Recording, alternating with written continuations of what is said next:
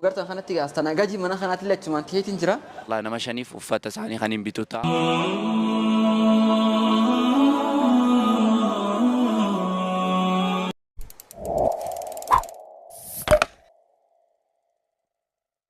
Akkam jirtan zabiboota keenya guyyaarraan tanaagaa viidiyoon keenya waa'ee geemaati.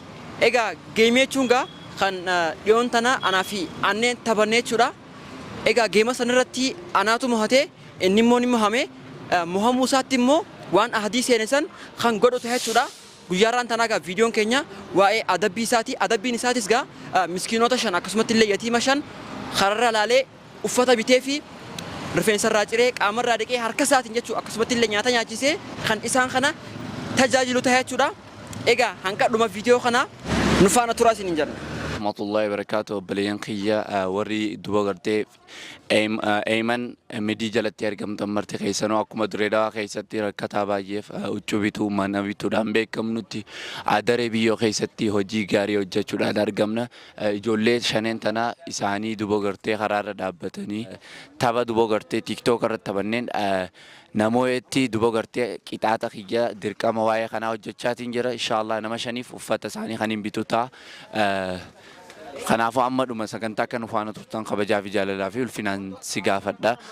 Daawwattoota keenya amma huccuu kannaatii jirra mee fillaali. Okay. Kanoo eenyuta kana fillaali. Firaan baasin ganaa firaa dhiittaniiti. Tokko.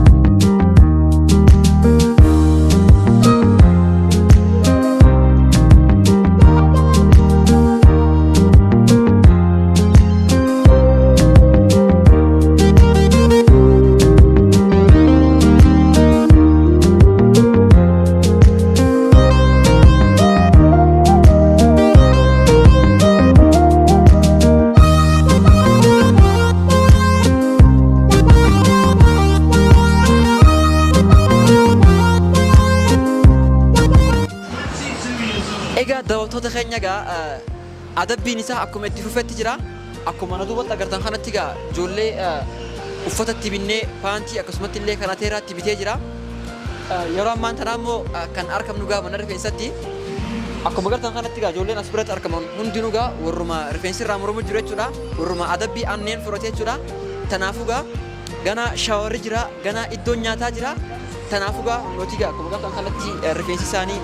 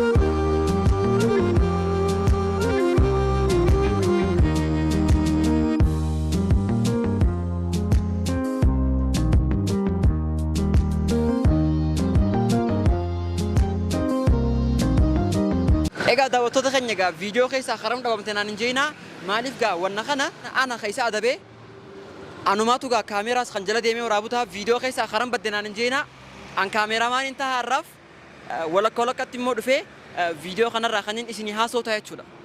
Daawwattoota keenya anneen qaama akkuma adii sanatti qaama harka isaatiin raadii qodeema. Huccuu ofirraa baasi akkanatti raadii ta'a. Hono ka huccuu jala. Kanateera. Kanateera. Baasirra. Ay. Eewwa. Firraa hin baasa. Naasi qaba. Tokko kopheellee firraa baasi. Fidi.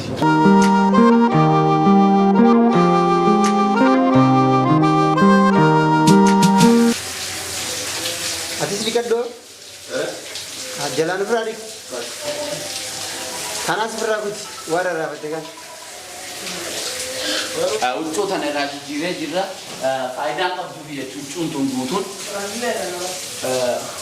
Huccuun tun guutuun faayidaa takka hin qabduu fi amma mucaa xiqqaa qacalee keessa qocanatti hin argama. Amma deeffatu kana tabbaa kana keessa. Guyyaarraan tana gammachuu booda duba gartee geemiin tiktookaa akkuma beekamutti dhaamsaan as dhufne jechuudha. Anaaf immoo wal taane warri geemii deeqaa fi qaccee wal nyaachisu osoo hin ta'in qixaaxiin waan barumsa namaa ta'u waan namaaf barbaachisaa ta'e waan akkanaa duba gartee haa hojjetan. Egaa daawwattoota keenya akkuma agartan kanatti eegaree fuutii jala dadhabuudhaan irraa dhiqee jira. Uffataas itti kaa'ee ammallee adabbiin isaa hin dhumne. Amma kallattiidhaan karaa nyaataa haa deemnu.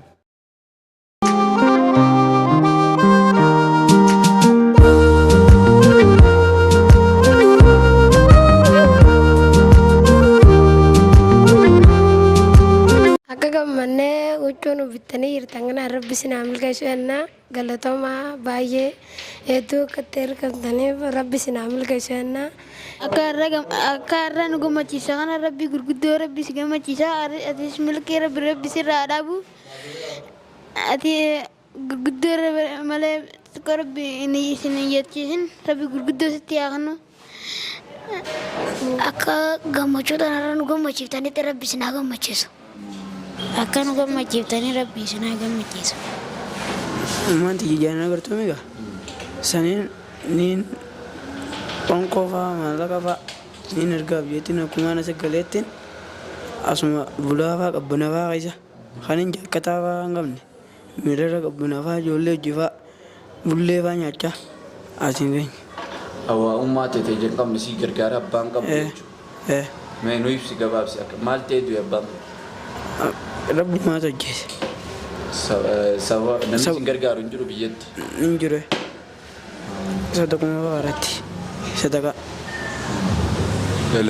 Daawwattoota keenya kana sagantaan amma kan nyaataati. Egaa daawwattoota keenya akkuma agartan kanatti gaamma yeroo nyaataa geessee jirti. Xiqqoolee taatu mucaa kana gargaaruun qaba. Akkuma agartan kanatti astanaagaajii mana kanaatti illee achumaan ta'eetiin jira.